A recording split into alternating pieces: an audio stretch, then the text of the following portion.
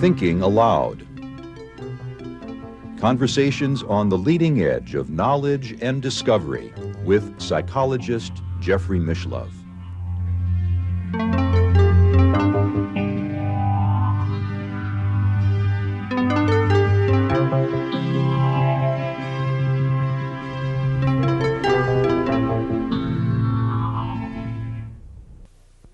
Hello and welcome. I'm Jeffrey Mishlove.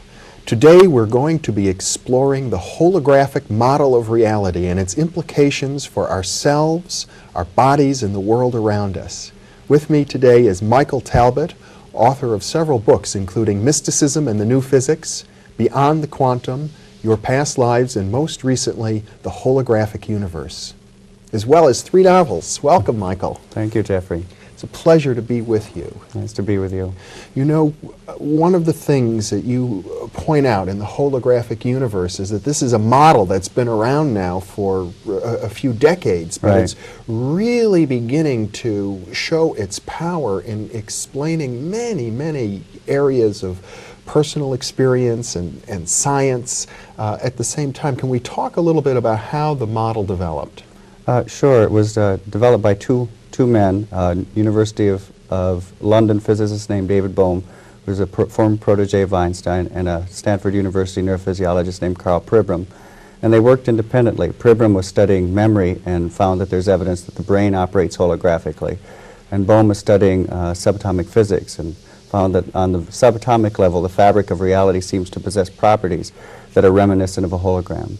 So if you put those two ideas together, that our brain seems to be holographic and the universe is holographic, it suggests that maybe it's compelling evidence that the universe may be a kind of hologram, not that it's literally a hologram, but that it's a good metaphor or way of understanding the universe.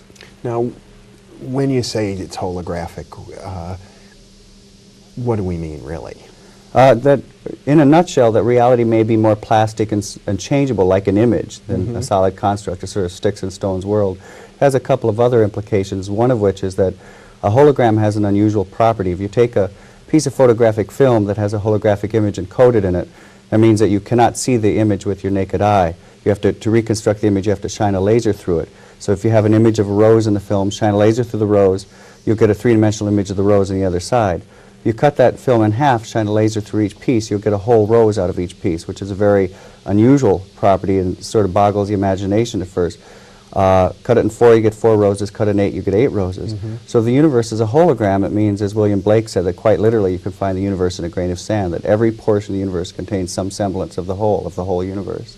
That's very profound. Very. It's mind-boggling, and you know, one of the things that you point out in a footnote of your book that I would like to mention is that this doesn't apply for many of the kinds of holographic images that are popularly sold as pendants and the like that don't require laser light. Right. Every talk I give, someone comes up and says they cut the hologram in half on their credit card and ruined it and didn't get the effect. And it only applies to those images that you cannot see with the naked eye, that you have to reconstruct. If you were to look at holographic film, it might look like ripples on a pond unless the laser light is shined through it. Right. There's no decipherable image in the film, and it very much does look like ripples in a pond, like when you drop pebbles into a pond. There are all sorts of little circles. They're called interference patterns. Right. The same as when you drop 2 pebbles in a pond and the ripples crisscross. That is exactly what is in the film. It's the crisscrossing of the laser light that's recorded on the photographic film. So there's the sense about a hologram that there's 2 levels. One is this 3-dimensional image that's projected, and it can look so real that you want to reach out and touch it. And then the other level are these interference patterns. Right. That reality in a hologram can manifest in 2 ways: as a concrete image, or as this sort of indecipherable blur of energy. And an analogy to this is kind of when you're watching Johnny Carson on your television set. That's really, his image is encoded in 2 ways. One is as the concrete image on the TV set. One is as the blur of radio waves permeating the living room. And if the universe is a hologram of some sense, in some way, it suggests that there may be 2 very drastically different levels to reality, that the concrete reality we see, you know, when we look at these chairs and at the, you know, the trees and the clouds and everything like that. Our bodies. Are just one way that reality manifests, and that at some deep level there's a level of reality where everything dissolves into an ocean of energy that is holographically interconnected, where every portion of the universe is contained in every tiny area of the universe. So that implies that this notion that we go about our everyday lives with thinking of ourselves as separate from each other, and the cup is separate from the coffee that goes in the cup, that these notions are somehow, what would you say, superficial or contradicted at a deeper level? They're artificial, definitely, and Bohm really stresses this, and it's a very interesting notion, because in our Western way of thinking, we're so attached to the idea that when we come up with a concept like an apple or an electron or whatever, that exists out there, and we forget, it's kind of like fish unaware of the water in which they swim, that the conceptual pigeonholes we use, words, to describe reality, are phenomena inside our head. They're not out there. And most of the time this is a philosophical quibble, but when you get down to quantum physics, and this is one of the reasons that Bohm came up with the holographic idea, it starts to have real effects. And one of those is it's been discovered that if you take two subatomic particles like electrons, that in certain instances, when you do something to one, it will always affect the other, no matter how far apart they are. It's kind of like stories that you've heard of identical twins, where when one is hurt, the other feels the pain. And the problem is that we can find no process known to physics that explains how these could be sending a signal back and forth. In fact, because it would have to be faster than the speed of light. Instantaneous. It would have to be an instantaneous signal, and Einstein's theory of relativity said you can't have instantaneous signals, because it would mean that you could violate the time barrier and conceivably call your grandfather and tell him not to marry your grandmother. And most physicists say, well, this would be just too troubling to incorporate into a rational picture of reality. Bohm explains it in a different way, which is a very interesting way, and he says, if you imagine that you've got an aquarium in which you have a fish swimming, you have a TV camera facing the front of the aquarium, one facing the side of the aquarium, and you have a monitor attached to each camera. Now you also imagine further that you come from a culture that's never seen aquariums, never seen fish, never seen monitors or cameras. All you are privy to is the two images on these screens. He says that maybe, you know, if you look at these two screens, you're going to see a side view of a fish and a frontal view of a fish. And because you don't know what the deeper reality is, the reality of the aquarium, you may assume that these are two separate things. But two different fish. Two different fish, two different objects. But every time one fish moves, the other is going to make a corresponding movement. And you may then jump to the conclusion that somehow the one fish is signaling the other or communicating the other to say, hey, do this, instantaneously. And Bohm says this is what we've done with subatomic particles, that we assume that an instantaneous communication is going on, when that's not really what's going on at all. At a deeper level, a very holographic level of reality, every particle in the universe collapses to a sort of cosmic unity. They're not signaling each other. They're like that fish where there's the level of the aquarium. And so what that means, talking about words, is that there is no separation between electrons. Furthermore, there's no separation between people. And this has all kinds of very boggling implications, one of which is that we've always tried to understand, for example, psychic phenomena, like how could I get information out of your head in my head, as some sort of signal going back and forth. But if we're organized, if we live in a universe that's organized holographically, you no longer have to tackle it that way. It could be that I have the entire universe and every neuron, every cell, every atom, every electron in my head, and you do also. So when we can access that, we can access information that seems to be beyond our normal sensory reach. Well, you know, I'm very interested in psychic phenomena, and I know you've had many personal experiences, and I want to touch on it, but this is not a model that was developed in order to explain psychic phenomena. And I think to neuropsychologists like Carl Pribram, the fact that it happens to provide an explanation for psychic phenomena is almost a bit of an embarrassment, that he developed the holographic model because he was trying to come to terms with memory. Right. So let's talk about that. Sure. Pribram was working under a very famous neurophysiologist named Carl Lashley, and it was at a time when it was believed that memory was stored in a specific spot in the brain, and there was something called the proverbial grandmother cell, that there was literally a cell in your brain that contained the memory of your grandmother, of what you knew about your grandmother. And so they did a rather gruesome series of experiments for animal lovers, but it came out with some very profound information. They took rats and they taught them how to run mazes. And then they would surgically remove various portions of the brain, Pribram and his mentor, Carl Lashley. The reasoning being that if they could remove a portion of the brain and the rat could no longer run the maze, they'd found the area of the brain where the rat's memory of the maze running ability was encoded. Now, every time they removed a different portion of the brain, they discovered that they could never remove the memory of how to run the maze. They could impair the rat's ability so it might limp through the maze, but they couldn't remove it. And really, you know, surgeons had known this for a while, doctors had known this for a while, because when people have head injuries, they don't forget half of the alphabet or half of their family or half of a novel they've read. They have global memory impairment where their entire memory may be hazy. But memories don't seem to be stored in our heads in the same way that books are stored on a shelf. And it wasn't until the 60s when Pribram encountered the holographic model that says that the whole is contained in every part that he said, aha, this may be what's going on in the brain. Specifically, because a hologram is made out of interference patterns, the hologram that you see, that we talked about earlier is made out of the interference pattern of laser light, but it can be made out of the interference patterns of any kind of energy, electromagnetic energy, electricity, X-rays even. And so Pribram said, since our synapses are constantly giving off electrical impulses, these are like proverbial pebbles dropping into the sort of electromagnetic pool of our brain. They're sending out ripples that are constantly crisscrossing. And he believes that's what the brain hologram, that's how we think and how we remember is through that hologram inside the head. It would apply in another sense, too, because if you take a hologram image and cut it in half or in quarters or in tenths, each time you reduce it in size, the image becomes fuzzier and fuzzier, even though the whole image is there, just the way memory would seem to be. And it becomes fuzzier when you have portions of the brain removed. Yeah. Correct. And Pribram then also noticed that the same principle applied for visual information processing. Well, yes, it's very interesting. He did not make the discovery, but he came upon the research done by other investigators. And that is another very interesting thing. As you know, Mother Nature uses all kinds of mathematical languages. When we go to understand physical phenomena, we generally find that there's some sort of mathematical underpinning to whatever the phenomena is. There are uncountable mathematical languages. It turns out that the mathematical language involved in the making of a hologram is a system of mathematics developed by a Frenchman named Fourier. They're called Fourier transforms. Well, it also turns out that our brain uses Fourier transforms to translate visual information. And this is a very unusual state of affairs. It's kind of like discovering Eskimos speaking Spanish. It's not proof that the brain is a hologram, but it's suggestive that the brain is a hologram. And it turns out, in fact, all of our senses appear to rely on sort of Fourier transforms, that they all seem to use the same mathematics. So again, here's evidence that the brain uses the same mathematics to decipher the sensory world as are involved in the making of a hologram, which is, as I say, not proof, but compelling evidence that something is going on there. Well, what this seems to suggest is a new way of looking at consciousness itself. Very much so, yeah. It's an interesting thing. I have to say that I differ a little with Pribram, because Pribram thinks that the brain, as I said, that it's the electrical interference patterns in the brain, it is a brain hologram.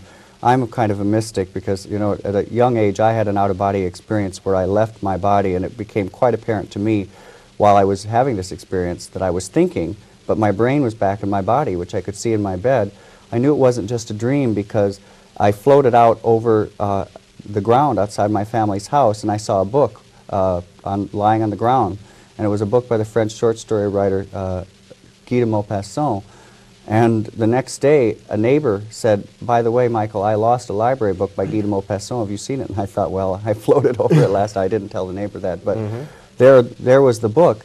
And I was always I'm still very scientifically oriented. I want to understand the world in scientific terms. But it was really the first time that I sort of had to confront, the difference between my spiritual beliefs that we can survive, our bodily death, and this deeply held belief, scientific belief of mine that it's the brain that's doing the thinking. And I realized I had a kind of epiphany where I thought it isn't the brain that's doing the thinking. So I am not entirely certain that it's just the electromagnetic interference patterns that is the brain hologram, because those obviously would perish when the brain perishes. I think there might be some subtler level, some subtler energy that we haven't discovered with our technology that's involved in this also. Well, Bohm's model is relevant and interesting at this point because he's not dealing with the universe as a hologram made out of electromagnetic interference patterns. He's looking at quantum wave potentials, which are at a much deeper level. And I must say, I've heard Pribram discuss it much the same way. There are quantum wave potentials in the brain itself, which is a much more deeply embedded level of energy and matter than the electromagnetic level. Right. Bohm, it's a funny thing in science. The great physicist Hermann Bondi called it the lure of completeness, that we tend, when we find some sort of outermost perimeter to what we can measure, we assume there's nothing beyond it. And I refer to it It's kind of like you know, in ancient times when we only knew a certain portion of the world, people always seem to say beyond the edge of the map there be monsters, that there was nothing there. And the same thing is going on in physics, that we have, with our technology, reached down to a certain level in reality, and it's a common prejudice among many physicists that beyond that level, there's nothing exists. There be monsters. There's just a void. Yeah. And it's an interesting thing that we, as I say, we have to have this lure of completeness. We have to feel that our knowledge of the universe is all that exists in the universe. Bohm, I think, is very wisely is one of the few physicists who comes out and kind of says the emperor has no clothes, says what rational basis do it's just prejudice that we assume nothing exists beyond this level of reality. And he feels that there are all kinds of domains of reality beyond this level, this microscopic level, and he theorizes that there may be untold, uncountable, subtler energies in these levels. The quantum potential is one. It's a theorized field that has not been measured or discovered with science, but Bohm feels there's evidence to posit its existence. And it's now rather well accepted, I understand, it, among quantum physicists. I wouldn't say that. No, it's pretty controversial, and the reason it's controversial is because the standard explanation of quantum physics has decided that this lure of completeness, that there's nothing beyond. Yeah, you know, the Danish physicist Niels Bohr, who's one of the founders of quantum physics, basically said you get down to a certain level of reality and things become blurry and you can't know anymore. And Bohm takes a very different route, which at this point is very sort of looked down upon by a lot of physicists, because most have been schooled in the way of Bohr's thinking. Yes. And Bohm, the quantum potential is not looked upon kindly by most physicists, I would say. Well, I don't think we want to get into too technical a discussion of quantum physics at the moment, but I do think it's important to bring up the uncertainty principle, because in a way it's where physics comes full circle. And as I understand it, physics are saying, well, there may be all kinds of stuff, but we'll never know it because we interact with it. Anytime we attempt to look at particles beyond a certain level, the very act of observation changes things, and that brings us to a point where we realize that the distinction between subject and object breaks down. Right. But physicists get very funny about it. They get kind of schizophrenic because they'll openly admit that subject and object breaks down there, but they say that somehow this has no effect in the real world. This does not translate from the microscopic level to our level, although there is a sort of creeping evidence in the scientific world that it does translate into our level. One obvious example, I think, that it translates into our level is that helium cannot be frozen solid. You can freeze hydrogen solid, you can freeze carbon dioxide solid, but helium, for helium to become its atoms to align in a solid form would violate the uncertainty principle, and nature doesn't seem to allow that. So you can't, no matter how cold helium gets, it remains a liquid. That, to me, if you can have a beaker full of liquid helium, and that exists at our level of existence, and it's a sort of manifestation of the uncertainty principle, and it's where it's sort of slipped over into our world.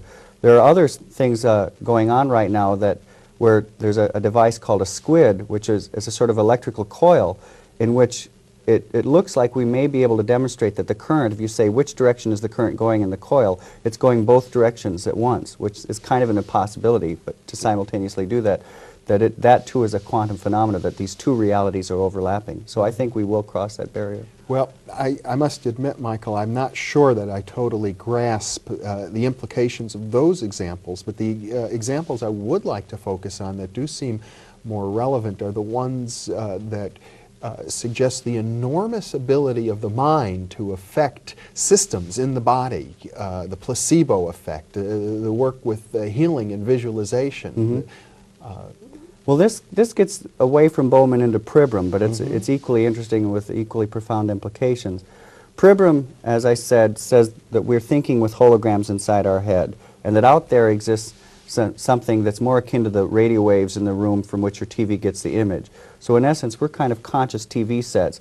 And what we think is reality when we look out here is really just the image on the TV set inside our mind, but doesn't exist out there.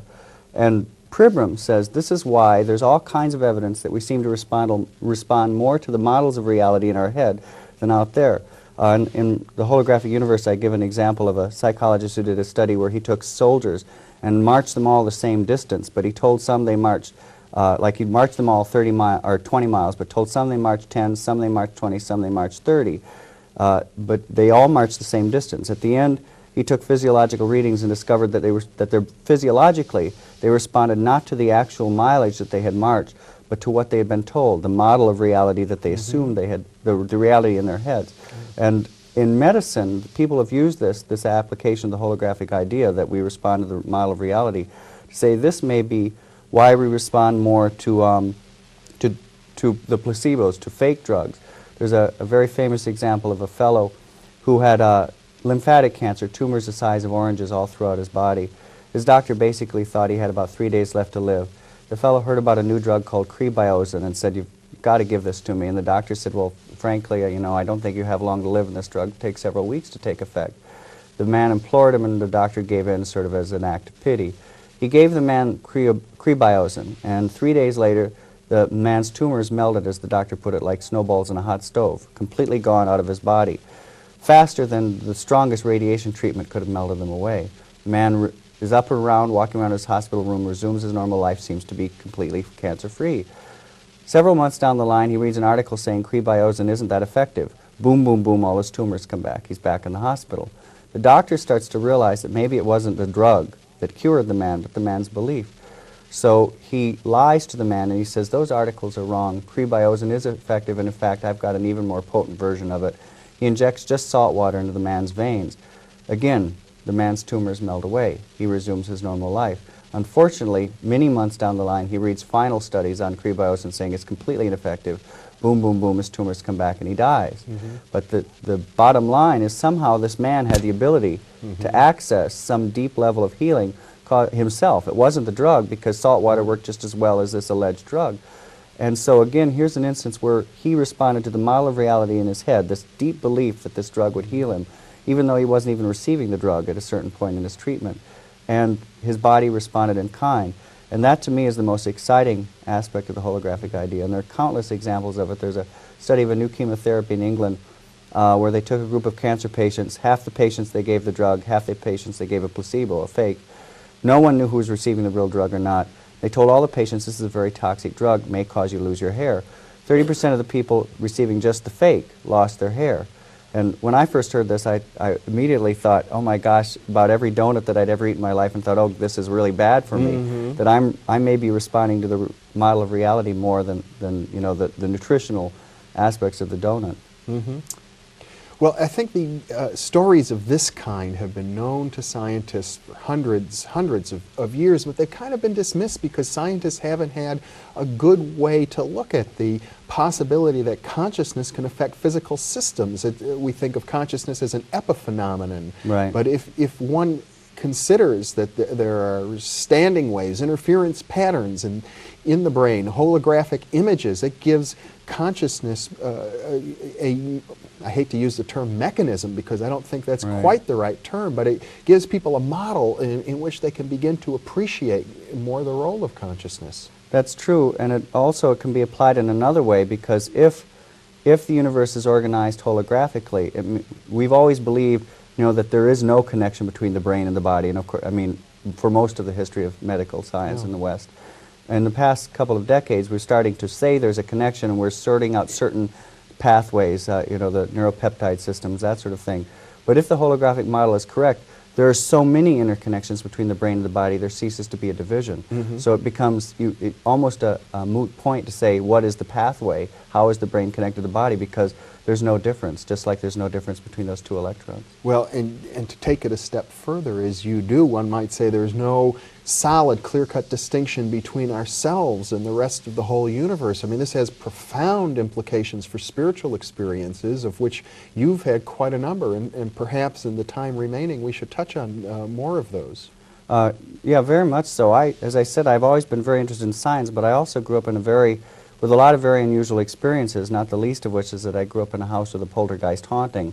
So I had all kinds of examples of psychokinesis, of objects moving about on their own when I was growing up.